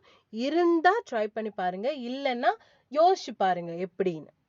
பிளாஸ்டிக் ஸ்கேல் எல்லார் கையிலும் இருக்கு, அப்படிதானே? வுடன் ஸ்கேல் சிலப்போ இருக்கலாம், இல்லாமலும் இருக்கலாம். பிளாஸ்டிக் ஸ்கேலா இருந்தா என்ன பண்ணோம்? என்னம்மா, நம்ம வளைச்சு பார்த்தா லைட்டா வளையும், அப்படிதானே? அதனாலதான் ஈஸியா அந்த பெரிய 30 சென்டிமீட்டர் ஸ்கேல் எல்லாம் ஈஸியா பொட்டும் தானே. அது ஈஸியா வந்து உடஞ்சு போயிடும். அப்ப அதால பெண்ட் பண்ண முடியும், நம்மளால அது ஈஸியா வளைஞ்சு பொட்டிடும். அதுதான் ஃப்ளெக்சிபிள். வளைக்கவோ நெளிக்கவோ எதுனாலும் பண்ண முடியும். ஸ்கேல் எல்லாம் உடைப்பீங்களா அடிக்கடி? சரி, உடைக்கக்கூடாது. சரியாம்மா? சரி. உடன் ஸ்கேல் என்ன? உடன் ஸ்கேல் என்ன? உடன் ஸ்கேல் வந்து பெண்ட் பண்ணவோ ஸ்ட்ரெச் பண்ணவோ முடியுமான்னு யோசிச்சு பாருங்க. யோசிச்சு பார்த்து இந்த ஆன்சர் வந்து எழுதுங்க. ஈவினிங் வந்து ஆன்சர் கீ போடும்போது செக் பண்ணி கிராஸ் செக் பண்ணிக்கோங்க. Okay. Next final one, water proof materials. Water proof அந்த பேர்ல இருக்கு, வாட்டர் ப்ரூஃப். வாட்டர்ல இருந்து ப்ரூஃப் கொடுக்கக்கூடியது. வாட்டர்ல இருந்து நம்மள அது வந்து நனையாம ப்ரூஃப் கொடுக்குது. ஒரு கவரிங் ப்ரொடெக்டிவ் லேயர் மாதிரி ஃபார்ம் ஆகுது. அதுதான் waterproof. Materials that do not allow water to pass through them are called waterproof materials. Materials that do not allow, தண்ணி அதுல நனைஞ்சாலும், ஃபார் எக்ஸாம்பிள் ரெயின் கோட்டும் aluminium foil of table strip கொடுத்துருக்காங்க. Rain கோட்டோட picture தான் இங்கே கொடுத்துருக்காங்க. சரியா? வாட்டர் ப்ரூஃப் அப்படின்றா வேற. இப்போ நம்ம பார்த்த எக்ஸாம்பிள்ஸ் எல்லாம் பார்ப்போமே. ஃபார் எக்ஸாம்பிள் ஒரு பிரிக் செங்கல் எடுங்க. செங்கல்ல தண்ணியை ஊத்துனா அது நனையுமா? செங்கல் நனையுமா? நனையும். அதே மாதிரி சோப்பை தண்ணியில கொண்டு முக்குனா நுரையும் வரும். அது நனையுமா? அந்த சோப் நனைஞ்சிருக்குமா? நனைஞ்சிருக்கும். அது வந்து ஈரமா இருக்கும். அப்படித்தானே? அதே மாதிரி காட்டன் துணி, சில்க் துணி இதெல்லாம் வந்து நம்ம தண்ணியில போட்டோம்னா அது வந்து நனையுமா? நனையும். அப்படித்தானே? நனைஞ்சு ஈரமாயிடும். ஈரப்பதம் வந்துடும் அந்த துணி மேலேயோ இல்ல அந்த காட்டன் துணி மேலேயோ சில்க் துணி மேலேயோ. அதே மாதிரி தண்ணியில நம்ம ஸ்டீல் இதை காமிக்கிறோம். தண்ணியில காமிச்சு அது நனைஞ்சு ஈரம் இருக்குமா? இப்போ நம்ம வந்து ஸ்பூன்ஸ் எல்லாம் வாஷ் பண்றோம். வாஷ் பண்ணி ஸ்டாண்ட்ல வைக்கிறோம். சிலவங்க ட்ரை பண்ணி வைப்பாங்க. அப்படியே ஒரு கிளீன் கிளாத் எடுத்து ட்ரை பண்ணி வைப்பாங்க. ஏன் அது ஈஸியா துரு பிடிச்சிடக்கூடாது, நல்லா நீடிக்கணும் அப்படின்றதுக்காக. நம்ம அந்த ஸ்டாண்டும் வந்து அழுக்காக கூடாது. அப்ப தண்ணி எல்லாம் சொட்டு சொட்டா வீழும். அப்படிதானே? அதனாலதான் நிறைய பேர் வாஷ் பண்ணி அதை அப்படியே தொடச்சு வைப்பாங்க. அப்படிதானே? அப்போ அந்த ஈரப்பதம் அந்த பிளேட்ல இதுல நிற்கும். ஆனா ரெயின் கோட் அந்த மாதிரி எடுத்தோம்னா ஜஸ்ட் ஒன்று குடஞ்சா போதும். அஃப்கோர்ஸ் ஈரம் வந்து இருக்கும். ஆனா அப்படியே நம்ம குடஞ்சு கொஞ்ச நேரம் அப்படி வச்சா போதும், ஆட்டோமேட்டிக்கலி அந்த தண்ணி எல்லாம் போயிடும். அந்த ரெயின் கோட் நம்ம ஏன் போடுறோமா? நம்ம வந்து ரெயின் கோட்னால என்ன, ரெயின்ல இருந்து நமக்கு ஒரு கோட் மாதிரி கொடுத்து நம்மள மழை வீழ்றதுல இருந்து நம்மளை காப்பாத்துது. உடம்பையோ தலையோ வந்து நனைக்காது. ஸோ இந்த மாதிரி ஒரு ரெயின் கோட் போட்டோம்னா என்ன ஆகும்? ரெயின் கோட் போட்டா மழை நனையாது. அதான் வாட்டர் ப்ரூஃப். அவ்வளவுதான். புரிஞ்சுதா? மழை நனையாம இருக்கிறது தானே ரெயின் கோட் போடுறோம். ஸோ அப்போ அந்த வாட்டர் ப்ரூஃப்னா இப்ப புரிஞ்சுதா? அந்த தண்ணி வந்து நனைக்காம அந்த ஈரப்பதம் அவ்வளவா ஒட்டாம இருக்கக்கூடிய மெட்டீரியல்ஸ் தான் வாட்டர் ப்ரூஃப் மெட்டீரியல்ஸ்னு சொல்றோம். சில விஷயங்கள் எல்லாம் இப்ப வந்திருக்கு. சில கேட்ஜெட்ஸ் வந்து வாட்டர் ப்ரூஃப் கேட்ஜெட்ஸ் வந்திருக்கு. அப்புறம் என்ன வாட்டர் ப்ரூஃப் சொல்லுவாங்க, வாட்டர் ப்ரூஃப் வாட்ச். இந்த வாட்சோ இந்த இதோ வந்து வாட்டர்ல போட்டா கூட வாட்டர் ப்ரூஃப் அப்படின்னா அதோட தண்ணி உள்ள என்ட்ரு ஆகாம அது ஈரப்படுத்தாம இருக்கும். ஈரப்பதம் வராம இருக்கும். அதுதான் வாட்டர் ப்ரூஃப். அப்போ materials that do not allow water to pass through them.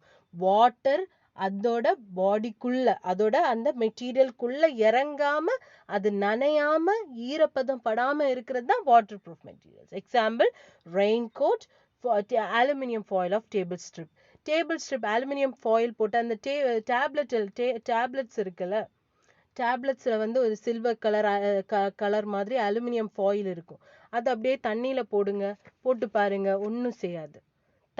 Tablet கிழிச்சு வச்சுட்டு போகக்கூடாது. ஃபுல்லா சீல்டா இருக்கிறது, ஃபுல்லா கவரா இருக்கிற அந்த அலுமினியம் ஃபாயிலால கவரா இருக்கிற டேப்லெட் ஸ்ட்ரிப் எடுத்து நம்ம தண்ணிக்குள்ள போட்டாலும் அதுக்கப்புறம் அதை எடுத்துட்டு அப்படியே தொடச்சிட்டு பொட்டிச்சு டேப்லெட் எடுத்தாலும் உள்ள டேப்லெட் வந்து நனைஞ்சிருக்காது. ஏன்னா இந்த aluminium foil of tablet strip வந்து என்ன, வாட்டர் ப்ரூஃப். அந்த லேயர் வந்து தண்ணியால, அதனால தானே அந்த ஈஸியா வந்து மெடிசின் வந்து நனைஞ்சிடக்கூடாது, கரைஞ்சிடக்கூடாது. டிரான்ஸ்போர்ட் பண்ணும்போதோ இல்லை நம்ம வெளியே வைக்கும்போதோ அல்லது அட்மாஸ்பியருக்கு எக்ஸ்போஸ்டா வைக்கும்போதோ நனையக்கூடாது அப்படின்னு இருக்கிறதுனால தான் அது ஒரு ப்ரொடெக்டிவ் சீல்டு கவரிங்குள்ளே வச்சிருக்காங்க. அப்படிதானே? அப்போ அது வாட்டர் ப்ரூஃபா இருக்கும். இப்போ புரிஞ்சுதாமா? அதோட மெட்டீரியல், அந்த மெட்டீரியல் கூட உள்ள வாட்டர் வந்து பாஸ் பண்ண விடாத அந்த ஒரு மெட்டீரியலை தான் நம்ம வாட்டர் ப்ரூஃப்னு. இது ரொம்ப இம்பார்ட்டன்ட், பின்னாடி கொஸ்டின்ல இருக்கு. ஸோ ப்ராப்பரா படிங்க. Materials that do not allow. Water வந்து அதோட பார்ட்டுக்கு அதோட மெட்டீரியல்குள்ள என்ட்ராக விடாதது, பாஸ் த்ரூ தெம், அதோட மெட்டீரியல்குள்ள என்ட்ராக விடாதது தான் வாட்டர் ப்ரூஃப் மெட்டீரியல்ஸ். அந்த மாதிரி மெட்டீரியல்ஸை தான் நம்ம வாட்டர் ப்ரூஃப் மெட்டீரியல்ஸ்னு சொல்கிறோம். Example raincoat. Do you have a raincoat? What is its use? Think and answer. What is its use? It will not permit rain to enter through it and what? Wet your body. Am I right? So that is the use of raincoat. It will not allow the rain wet our body. அதுதான் ரெயின்கோட்டோட use. மழை நனையாது நம்மளால. Raincoat போட்டால் மழை நனையாது, அதுனா water proof. அதனால தான் நம்ம raincoat போடுறோம். புரிஞ்சுதா? சரி, அடுத்தது அப்போ நெக்ஸ்ட் வந்து நெக்ஸ்ட் கிளாஸ்ல பார்க்கலாமா? இங்க பாருங்க. அப்போ இந்த ரஃப் ஸ்மூத் என்ன, ஒரு சில ப்ராப்பர்ட்டிஸ் படித்தோம். அதுக்கு முன்னாடி இருக்கிற அந்த பேஜ் நம்பர் 95 96ல இருக்கிற அந்த ஆக்டிவிட்டிஸ் எல்லாம் எடுங்க, முடியுங்க. ஹார்ட் அண்ட் சாஃப்ட்னா என்ன? ஹார்ட்னா cannot be easily compressed, cut, bend or scratched. அதோட அப்படியே ஆப்போசிட் தான் soft. Materials which can be easily compressed, cut, bend or scratched are called soft materials. அதோட எக்ஸாம்பிள் ஒன்று கொடுத்துருக்கேன் கீழே உள்ள ஆக்டிவிட்டியில். அது எரேசரும் காட்டனும் ஹார்டா சாஃப்டாங்கிறது கண்டுபிடிக்கணும். Next, shiny and dull materials. Shiny-na reflect the light well. Materials that reflect the light well are called shiny. அதோட opposite அப்படியே materials which do not reflect the light well are called dull. அதே மாதிரி rough and smooth materials which have up and downs on their surface are called rough. அதோட அப்படியே opposite materials which do not have ups and downs on their surface are called smooth. அதுல ரெண்டனும் நான் பண்ணியிருக்கேன். எக்ஸாம்பிள்ஸும் பார்த்துக்கோங்க. அந்த sort the given objects as rough or small, rough and smooth, அதில் வந்து ரெண்டு கொடுத்துருக்கேன். அப்புறம் ஃபெதர், ஸ்டோன், கிளாஸ் பால், இதெல்லாம் நீங்கள் தான் பண்ணணும் ஹோம்ஒர்க். Flexible and rigid. ஃப்ளெக்சிபிள்னா materials which can be bent or stretched easily are called flexible. அதோட அப்படியே ஆப்போசிட் எடுத்து ரிஜிடுக்கு எழுதணும். எப்படி? Materials which cannot be bent or stretched easily are known as rigid. அந்த பிளாஸ்டிக் ஸ்கேல் அண்ட் வுடன் scale வீட்டில் ரெண்டும் இருந்தால் அதை வந்து டச் பண்ணி அதுக்கு பிளாஸ்டிக் ஸ்கேல் இருக்குன்னு சொல்லி வளைச்சி பார்த்து உடச்சி விட்டுறாதீங்க. நீ டீச்சர் டெஸ்ட் பண்ண சொன்னாங்க, நான் உடச்சிட்டேன், அதனால தான்மா உடச்சிட்டேன்னு சொல்லக்கூடாது. லைட்டாக ஒன்று பெண்ட் பண்ணி பாருங்க. லைட்டாக வளைச்சி பார்க்கணும். ஒடிக்கிற அளவுக்கு வளைக்கக்கூடாது, லைட்டாக வளைச்சி பாருங்க. அதே மாதிரி உடன் ஸ்கேல் இருந்தால் அதை வச்சு ட்ரை பண்ணுங்க. அது இல்லைன்னா ரொம்ப கட்டியான உடன் ஸ்கேல் வச்சு இருந்தால் ட்ரை பண்ணி பாருங்க. அது என்ன ஆகுதுன்னு பாருங்க. பெண்ட் ஆகுதா, பெண்ட் ஆகலையாங்கிறது பார்க்கணும். அடுத்தது வந்து வாட்டர் ப்ரூஃப் மெட்டீரியல்ஸ். அதோட அதுக்குள்ள வாட்டர் வந்து என்ட்ரு பண்ண விடாத மெட்டீரியல்ஸ் தான் waterproof materials. that do not allow water to pass through them are called waterproof materials. Example, raincoat. Have you understood? Now do you have a raincoat? What is its use? நான் சொன்னேன். Yes, we have a raincoat. Its use என்ன? It will not allow the rain wet our body. It will not allow rain wet our body. அதான் water ரெயின்கோட்டோட use. உடம்புல வந்து மழை நனையாது அதை போட்டா. அதனால தான் அது வாட்டர் ப்ரூஃப் மெட்டீரியலாக இருக்கிறதுனால தான் உடம்புல மழை நனையாது. As raincoat is waterproof material, it will not allow the rain to wet our body.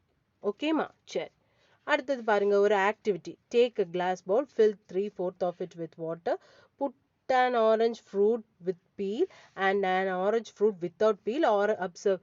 அதாவது தோலோட ஒரு ஆரஞ்சு வந்து ஒரு 3/4 முக்கா பாகம் தண்ணி இருக்கக்கூடிய ஒரு கிளாஸ்ல போடுங்க, கிளாஸ் பவுல்ல. பீல் இருக்கிற ஆரஞ்சு வந்து ஃப்ளோட் ஆகுமா? அதாவது வெளி கவரிங், ஆரஞ்சோட வெளி கோட் இருக்குல்ல, தோல், அந்த தோலோட இருக்கிற ஆரஞ்சு வந்து ஃப்ளோட் ஆகுமா, மிதக்குமா? அல்ல தோல் இல்லாம இருக்கிறவோட ஆரஞ்சு வந்து ஃப்ளோட் ஆகுமா அப்படின்னு கேக்குறாங்க. யோசிச்சு பாருங்க. தோலோட இருக்கிற ஆரஞ்சு வந்து ஃப்ளோட் ஆகுமா, தோல் இல்லாதது ஃப்ளோட் ஆகுமா? அதோட நம்மளோட கிளாஸ் முடியுது. பாருங்க, அதோட ஆன்சர் இங்க கொடுத்துருக்கேன். Orange with peel floats. கண்டிப்பா தோல் இல்லாதது வந்து மூழ்கி தான் போகும், சிங்க் ஆகும். ஃப்ளோட் பண்றது, மிதக்கிறது வந்து ஆரஞ்சு வித் பீல். அதோட தோல் இருக்கக்கூடிய ஆரஞ்சு தான் ஃப்ளோட் ஆகும். ஏன்னா அதோட அவுட்டர் கவரிங், அவுட்டர் லேயர் வந்து போரஸ். போரஸ்னா சின்ன சின்ன ஏர் பாக்கெட்ஸ் இருக்கு. அப்ப அந்த ஏர் பாக்கெட்ஸ் இருக்கிறதுனால தண்ணியை விட அந்த டென்சிட்டி கம்மி பண்ணி அது அதோட ப்ராப்பர்ட்டி. அந்த ஆரஞ்சோட அவுட்டர் கவரோட ப்ராப்பர்ட்டி அதுதான். அது வந்து போரஸா சாஃப்டா ஒரு வாட்டர் ப்ரூஃப் மாதிரின்னு வச்சுக்கோங்களேன். வாட்டர் ப்ரூஃப் மாதிரி இருக்கிறதுனால வாட்டரோட டென்சிட்டியை விட, தண்ணியோட அந்த டென்சிட்டியை விட இந்த ஆரஞ்சோட டென்சிட்டி வந்து கம்மி தான். அதனால வாட்டர் மேல, தண்ணி மேல அந்த பீல் பண்ணாத ஆரஞ்சு, தோல் இழக்காத, தோல் களையாத ஆரஞ்சு வந்து மிதந்துட்டு இருக்கும். வாட்டர் ப்ரூஃபா போரஸா இருக்கிறதுனால. ஸோ அதோட ஆன்சர் கொடுத்துருக்கேன், எழுதி எடுத்துக்கோங்க, எழுதி எடுத்து படிச்சுக்கோங்க. ஸோ அந்த அவுட்டர் லேயர் வந்து போரஸா இருக்கு and it's filled with tiny air pockets, சின்ன சின்ன ஏர் பாக்கெட்ஸால ஃபில் ஆயிருக்கு. அதனால அந்த வாட்டரோட டென்சிட்டியை விட இந்த ஆரஞ்சோட வெயிட் வந்து கம்மியா இருக்கும். அப்போ அது வந்து மிதந்துட்டு இருக்கும். எப்படி நம்ம ஒரு பிளாஸ்டிக் பால் போட்டா அது வந்து மிதக்குது, அதே மாதிரி இந்த ஆரஞ்சு தோலோட. நீங்க ட்ரை பண்ணி பாருங்க, இந்த ஆக்டிவிட்டி பண்ணி பார்க்கும்போது நல்லா இருக்கும். சரியா? இனி பேக்ல கொஸ்டின்ல 5th ரோமன் லெட்டர்ல ஒரே ஒரு கொஸ்டின் மட்டும் தான் இன்னைக்கு டிஸ்கஸ் பண்ணிருக்கோம். பாருங்க, page number 102. Open to page number 102. When can you say a material is waterproof material? A material is termed as waterproof when it does not allow water to pass through it. கண்டிப்பா நான் கொடுத்துருக்கிற ஃபார்மேட்ல எழுதி படிங்கம்மா. Material எப்போ water ப்ரூஃப்னு சொல்லுவோம்? Question என்னன்னு பாருங்க. எப்போ ஒரு மெட்டீரியலை வாட்டர் ப்ரூஃப்னு நம்ம சொல்லுவோம்?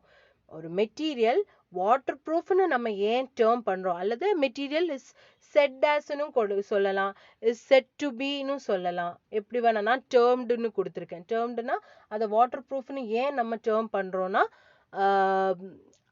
அதோட பாடி சர்ஃபேஸ்க்குள்ள வாட்டர் வந்து அலோவ் பண்ணாது, பெர்மிட் பண்ணாது. when it material is termed as waterproof when it does not allow water to pass through it. Example, raincoat. Okay, இந்த கொஸ்டின் வந்து நல்லா படிச்சுக்கோங்க. டெஸ்ட் வரும்போது அடுத்தது லாஸ்ட் மினிட்ல உட்காந்து படிக்காதீங்க. சரி, இதை எழுதி எடுக்கிறீங்களா? பேக்ல வந்து கிளாஸ் முடிஞ்சதுக்கு அப்புறம் கொஸ்டின்ஸ் வந்து கீழே போட்டோஸா போட்டிருக்கேன், அதை பார்த்துக்கோங்க. ஹோம்ஒர்க் பாருங்கம்மா. பேஜ் நம்பர் 95ல பாருங்க. இந்த ஃபர்ஸ்ட் ஒன் வந்து பிளாஸ்டிக்கால, செகண்ட் ஒன் வந்து கிளேயால. மீதி இருக்கிற மெட்டீரியல்ஸ் எல்லாம், அதாவது இந்த பேஸ்கெட், அப்புறம் இந்த கிளாஸ் ஜார், அப்புறம் இந்த உடன் ட்ரெயின் டாய், அப்புறம் அந்த என்ன spoon, fork, chair, candle, slippers and then paper, இதெல்லாம் எதனால ப்ரிப்பேர் ஆயிருக்கு, எதனால உருவாக்கப்பட்டிருக்குன்னு இந்த ரோஸ் கலர்ல பிராக்கெட்ல கொடுத்துருக்குல்ல, அதை வச்சு நீங்க சூஸ் பண்ணி எழுதணும். You have to choose and write. Okay, சரி. Next homework page number 96. Write whether the given materials are hard or soft. அதுல வுட் நான் ஹார்ட் கொடுத்துருக்கேன். இரேசரும் காட்டனும் ஹார்டா சாஃப்டாங்கிறத நீங்க கண்டுபிடிக்கணும். ஓகே, நெக்ஸ்ட் பேஜ் நம்பர் 97 எடுங்க. அதுல வெட் சோப்பும் கொயரும் நான் கொடுத்துருக்கேன். மீதி இருக்கிறதெல்லாம் ஸ்மூத்தா ரஃபான்னு கண்டுபிடிக்கணும். அதே மாதிரி இந்த ஆக்டிவிட்டி, பிளாஸ்டிக் அண்ட் உடன் ஸ்கேல் வந்து பெண்ட் ஆகுமா ஆகாதா, எது பெண்ட் ஆகும் எது பெண்ட் ஆகாது. பெண்ட் ஆகுறதோட கீழே வந்து பெண்ட்ஸ்னும், பெண்ட் ஆகாததுல நாட் பெண்ட்னு எழுது. Bends, does not bends, does not bend, bend and does not bend. இங்க பாருங்க, உங்க அந்த கொஸ்டின்ல இருக்கு, அதை வந்து முடிச்சிடுங்க. சரியா? சரி, அவ்வளவுதான். That's it for today's class. Complete your homeworks well, students. Answer key will be given evening. நீங்க ஆன்சர் கீ பார்த்து செக் அவுட் பண்ணி கரெக்ஷன் பண்ணிக்கலாம். ஓகே, அதை வந்து கிராஸ் செக் பண்ணிக்கோங்க. அண்ட் இந்த 2 கொஸ்டின்ஸ் என்ன, அந்த ஆக்டிவிட்டி கொஸ்டினையும் இந்த 5th ரோமன் லெட்டர்ல இருக்கக்கூடிய ஃபர்ஸ்ட் கொஸ்டினையும் எழுதி எடுத்து படிங்க. நல்ல மாதிரி இப்பவுமே படிச்சு வைங்க. Okay, thank you so much students.